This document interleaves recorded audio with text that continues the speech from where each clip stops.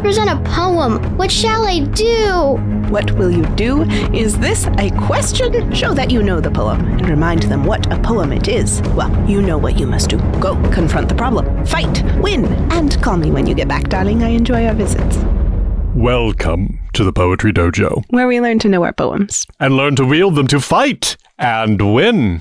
Today we are considering The Spires of Oxford by Winifred Mary Letts. Winifred Mary Letts was born on the 10th of February, 1882, and she lived for 90 years. She died on the 7th of June, 1972. She produced a lot of different poetry throughout her life, but it seems like she was mostly known for the poems about World War I. She had a fair number of poems published, but when it comes to anthologizing her works, generally The Spires of Oxford is the poem that is settled upon as her best. Yes, she was actually trained as a physical therapist. Really? In World War I, yes. That was the line of duty to which she was called. So that gives us a bit of perspective on her perspective on the war. The Spires of Oxford by Winifred Mary Letts. I saw the spires of Oxford as I was passing by. The grey spires of Oxford against the pearl grey sky. My heart was with the Oxford men who went abroad to die. The years go fast in Oxford, the golden years and gay. The hoary colleges look down on careless boys at play. But when the bugles sounded war, they put their games away. They left the peaceful river, the cricket field, the quad, the shaven lawns of Oxford, to seek a bloody sod. They gave their merry youth away for country and for God. God rest you, happy gentlemen, who laid your good lives down, who took the khaki and the gun instead of cap and gown. God bring you to a fairer place than even Oxford town. The Spires of Oxford by Winifred Mary Letts.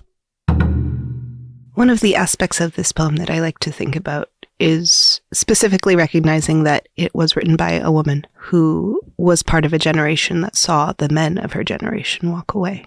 For cause. They believed a good one. But it puts in mind masculinity and femininity and how they are not complete without the other. How this is a true loss for a generation of women. So the fond memories of a happy place, she names these specific locales, the river, the cricket field, the quad. I think any of us looking back on our college or our school can hear the fondness in her tone there. And these places in Oxford are beautiful. To recognize that she feels this loss very personally and also very universally. For students who are reading this, the hoary colleges is gray-haired or white-haired. It's the idea of ancient colleges. When the college that is labeled New College happens to be hundreds and hundreds of years old, you get a grasp for the feeling of age and the passage of time, the permanence. And you can go from these seemingly eternal colleges and beneath them play in passing moments, these children who would be going off, these young men that would be going off to war. If there is a central line or couplet in this poem, it is the last of the third stanza. They gave their merry youth away for country and for God. Not only as an end of a stanza, it is a pausing moment in the poem. It is the touchstone, the landing place before you come into the final stanza. She turns her focus in that last stanza away from her audience to addressing the men themselves.